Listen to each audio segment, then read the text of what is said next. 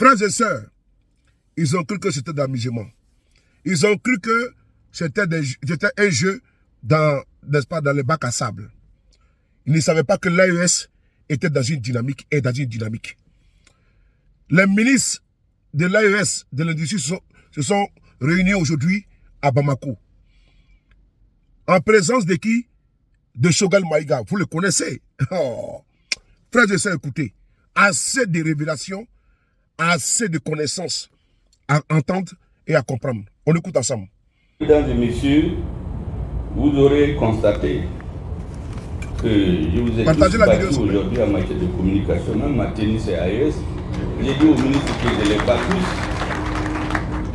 Ma tennis et AES, je l'ai porté devant nos militaires, à l'EMIA, devant les enfants et devant vous aujourd'hui. Parce que l'avenir du pays, c'est les militaires, les opérateurs économiques et la nouvelle génération. Donc, nous faisons de la communication politique. Il faut que l'AES rentre dans les esprits, dans les mœurs. Parce que les dirigeants politiques passent. Peut-être dans un certain nombre d'années, nous on ne sera plus là. Mais la nouvelle génération, jusqu'à présent, nous parlons des discours des pères fondateurs de l'indépendance. C'est que les quelques-uns qui ont accepté de parler, c'est ce que nous savons. Sinon, beaucoup de choses n'ont pas été dites. Et c'est pour cela que moi, je parle. Je dis là-dedans, chacun n'a qu'à prendre ce qu'il veut. Il y a à boire et à manger. Celui qui veut, il est annué. Il prend ses 10 minutes. Celui qui veut, il écoute le tout. En tout cas, il y a tout pour tout le monde. Et vous savez, j'ai interrogé les ministres. Quelle est votre profession avant de devenir ministre? Est-ce que vous savez que nous avons des banquiers, des fiscalistes? Quand ils m'ont dit ça, j'ai dit alhamdoulilah. On n'a pas amené des politiciens qui vont confondre l'économie et la politique. Parce que quand l'économie ne marche pas, les discours politiques, comme je vous ai dit, c'est du vent. Donc quand on met ensemble d'éminents économistes et des fiscalistes de nos pays pour traduire en actes la volonté des chefs d'État, ça me donne de l'assurance. Et c'est pour cela que je suis convaincu que le travail qui est en train de faire sous leur leadership, c'est un travail qui va aboutir. Vous savez, dans la société, ceux qui font la politique, ils s'appellent les peuples. Ils sont différents des populations. Vous êtes parmi les populations. Au Mali, il y a 22 millions. Mais le peuple, là, c'est la force active qui fait bouger les choses ou s'oppose aux choses. C'est ceux qui se tirent, c'est tissu-là du développement politique. Maintenant, quel que soit celui qui gagne, il ne peut pas se passer des militaires, il ne peut pas se passer des juges, il ne peut pas se passer des opérateurs économiques. Et c'est pourquoi dans ces dans ces professions, des enseignants, des médecins, j'en passe. C'est pourquoi dans ces professions, si la politique n'est pas très répandue, ça se comprend parce que quelle que soit la tendance qui gagne, pour réussir sa politique, il est obligé de se retourner et s'appuyer sur lui pour qu'il l'aide à traduire en acte concret sa volonté politique. Donc la volonté politique des fondateurs de l'AES repose aujourd'hui sur le travail de nos banquiers et de nos techniciens. Mesdames et messieurs, j'ai dit cela pour que vous compreniez. Je suis sûr que si vous prenez les gens qui sont dans cette salle, les Burkinabés et les Nigériens en dehors d'eux, les Maliens eux-mêmes, lorsqu'il y avait la bataille pour le changement, beaucoup n'étaient pas là-dedans. Parce que leur fonction fait qu'ils ne sont pas politiques, ils laissent les politiciens entre eux. D'autres étaient ouvertement opposés. Mais lorsque le changement a eu lieu, il y a un nouveau courant. Le patriotisme veut qu'on aide les nouvelles autorités à avancer. J'en ai souvent parlé pour expliquer aux uns aux autres qu'il ne s'agit pas de prendre les meilleurs ou non. Il s'agit de respecter une ligne politique que l'histoire a fini par imposer à notre peuple. Il y a des responsabilités des services étrangers, des responsables qui ont juré de nous ramener en arrière en sabotant l'AES, en faisant échouer, en retardant ou bloquer carrément le processus de changement. Récemment, j'ai eu une lettre d'un pays qui se plaint qu'un général malien aurait tenu des propos qu'ils ont assimilés à l'atteinte d'après agression physique. On ne l'a pas dit, dans une lettre il y a ça, à un président.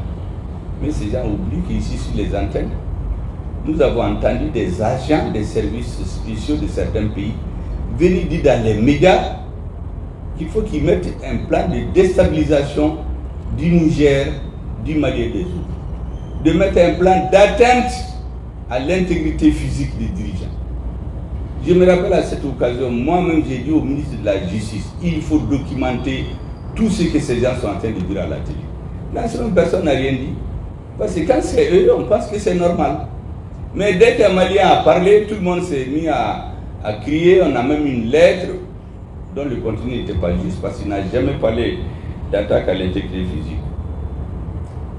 Il a dit simplement que si des gens continuent à nous déstabiliser, il faut qu'on s'occupe d'eux. Mais ça, c'est la réalité. J'ai toujours dit à tous les États de nous laisser en paix. Nous n'avons besoin de nous mêler des affaires intérieures de personne.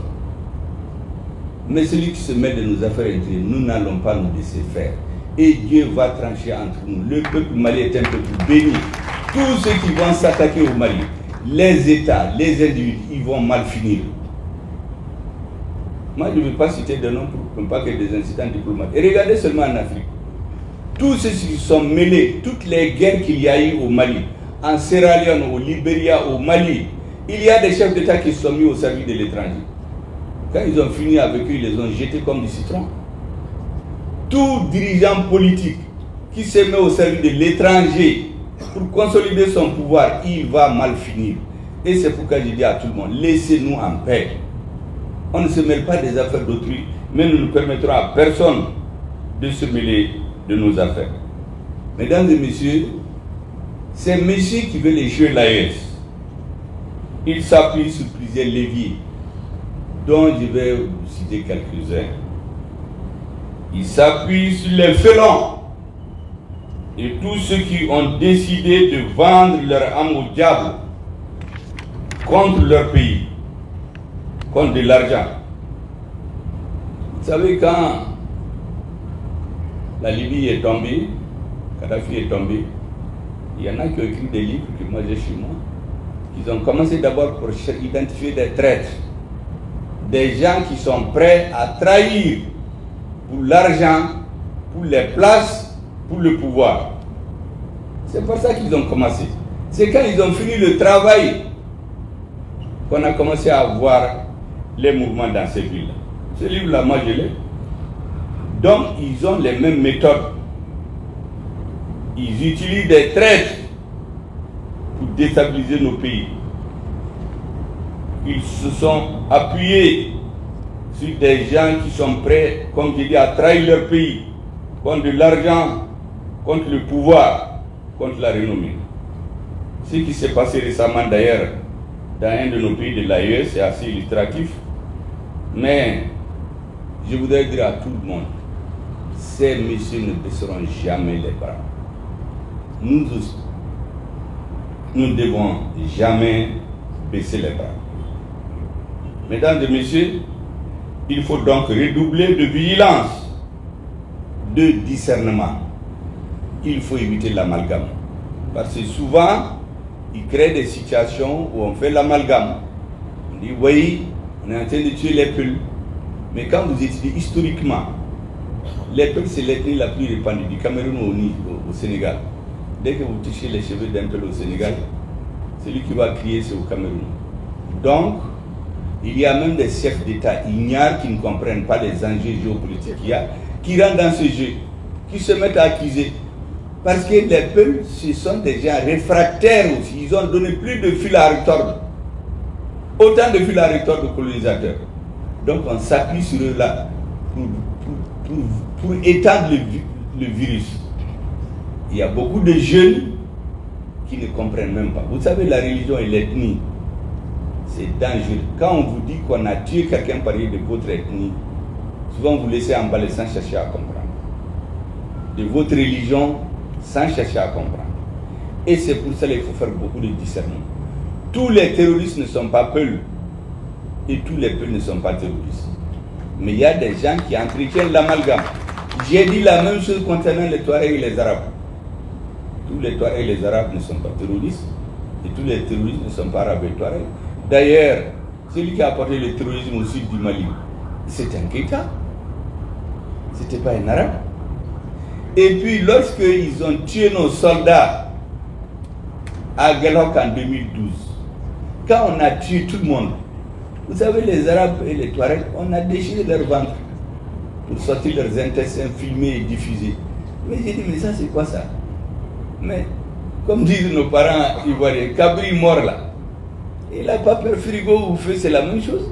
Quelqu'un qui est déjà mort, que vous l'éventrez ou que vous ne l'éventrez pas, il est mort, c'est tout. Mais ça c'est pour terroriser les vivants.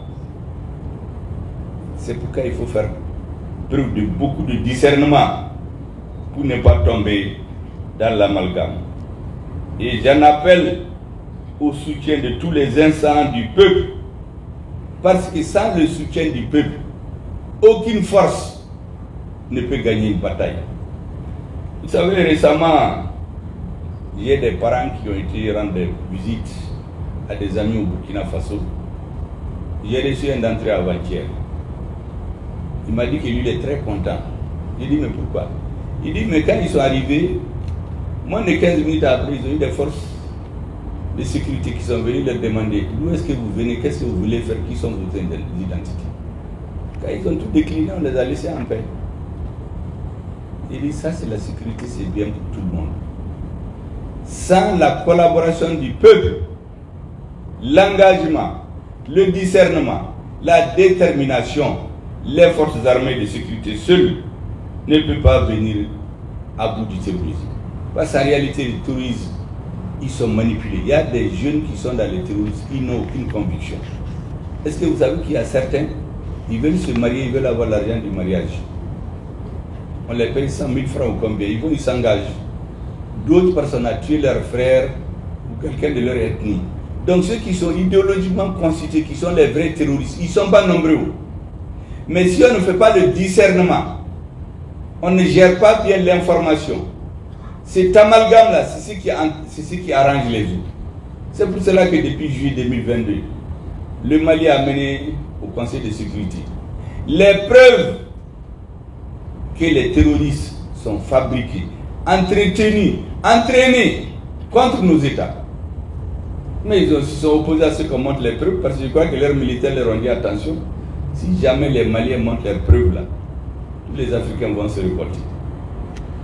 Donc ils ont fait des veto, on n'a pas pu exposer ça. Je reviens d'ailleurs pour rappeler que nous exigeons et nous demandons qu'on donne au Mali la possibilité d'exposer ces preuves-là au monde entier. Et d'ailleurs, vous savez qu'il y a un pays de l'AES, un ministre m'a dit, parce que moi je cause avec tout le monde, que quelqu'un lui aurait téléphoné et dit, mais ne suivez pas le Mali. Si vous suivez le Mali, vous n'aurez rien. Mais si vous les laissez tout ce que vous voulez, dites-nous. On va changer de langage, on va vous amener de l'argent, on va vous amener tout. La personne leur a dit, mais tout ça c'est dépassé. Nous on est à une autre phase. Le lendemain, il y a eu des attaques tout azimuts, avec de nombreux morts. La personne l'a téléphoné, lui dit, mais vous avez vu, ça ce n'est que le début. Tant que vous ne quitterez pas l'alliance là, vous n'aurez jamais la paix. Donc il y a des réseaux organisés qui ont des relais dans les pays, qui ont décidé de casser l'AES. Et cela, il faut qu'on en soit très très conscient. Mesdames et messieurs, pour cela, Ce qu'ils font dans l'AES, ils sèment l'amalgame. Ils essaient d'amener les gens à se soupçonner, à rentrer dans les règlements de compte. Le deuxième chemin qu'ils suivent, c'est entretenir la confusion dans le but de décourager, de démobiliser les vrais soutiens de transition. Sous le couvert du rassemblement des fils du pays, de la réconciliation et que sais-je encore. Ou certains qui sont opposés à la transition, jusqu'à une date récente, maintenant ils sont recyclés. D'autres sont opposés à la transition au début, d'autres au début de la transition, d'autres avant l'avènement de la transition. Maintenant on les recycle et ils rentrent en action. Ils tiennent un discours spécieux, un discours qui est destiné à tromper les gens, à créer l'amalgame, à créer la suspicion entre les citoyens et les dirigeants. Est-ce que quelqu'un peut vous faire croire que le premier du Mali est un opposant de la transition malienne? Pourtant, il y a des hommes qui tiennent ça dans les réseaux. Parce que, vous savez, il y a un adage qui dit que lorsqu'il n'y a pas de vision de l'avenir, un peuple vit dans le désordre. Donc, ils veulent nous amener dans le désordre. Il y a des hommes et des femmes qui infiltrent le système, qui tiennent des discours spécieux et ils visent une personne pour le déstabiliser. C'est comme quand on fait la chasse dans un troupeau, on isole une proie. Une fois qu'on l'a abattue, on passe à autre chose. Moi, je suis allé voir qui des droits au Mali il y a quelques mois. Des agents des services extérieurs qui ont infiltré notre système, qui ont des photos partout, qui voyagent dans le pays. J'ai dit c'est des agents doubles, c'est des agents au service de l'étranger. Il faut faire attention. J'ai dit de faire les vérifications nécessaires. Je m'en suis arrêté là, parce que moi je m'informe sur tout le monde. Tous ceux qui sont dans l'action politique au Mali, je sais plus ou moins là où ils sont branchés. Et il y a beaucoup de gens aujourd'hui qui parlent. Mon discours d'aujourd'hui, demain ça va faire l'objet d'interprétation. Ah, qu'est-ce qu'il a voulu dire? Son problème, il veut s'attaquer au président. Ils ne s'entendent pas. Son gouvernement a échoué. Mais comme on est un pays où les gens, ils écoutent seulement, ils les convainquent vite. Donc à ce rythme, on crée le doute dans le pays. Et les gens n'ont pas de vision d'avenir. En ce moment, tout le monde se met à douter. Et les réseaux rentrent en action.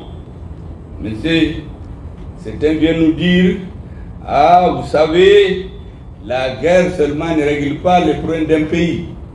Il faut négocier. On trouve même des spécialistes qui quittent dans l'histoire des exemples. Mais est-ce qu'on n'a jamais dit ça? Personne n'a jamais dit ça. Le Mali a négocié pendant 30 ans. Est-ce que ça a empêché les touristes de se pendre? Est-ce que ça l'a empêché d'arriver au Burkina ou au Niger où il n'était pas? Donc c'est très clair. Ce discours spécieux-là, qui consiste à nous annihiler, cultiver le défaitisme, sinon le pétainisme chez nous, pour dire négocier. Quelqu'un qui prend son arme, il veut venir vous retirer votre chèvre. Vous croyez que c'est l'Ipalan de paix qui va arrêter? Il faut prendre une arme contre lui aussi. Quand les rapports de chasse vont changer, ou vont être équilibrés, vous négociez en ce moment.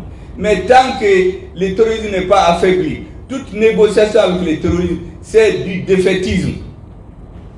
Et moi, je suis très content qu'un président d'un pays de l'AES ait dit récemment qu'il n'y ait pas de négociation avec les terroristes. Les terroristes, il faut les frapper. Le jour où ils se sentiront suffisamment affaiblis, ils viendront, on va négocier.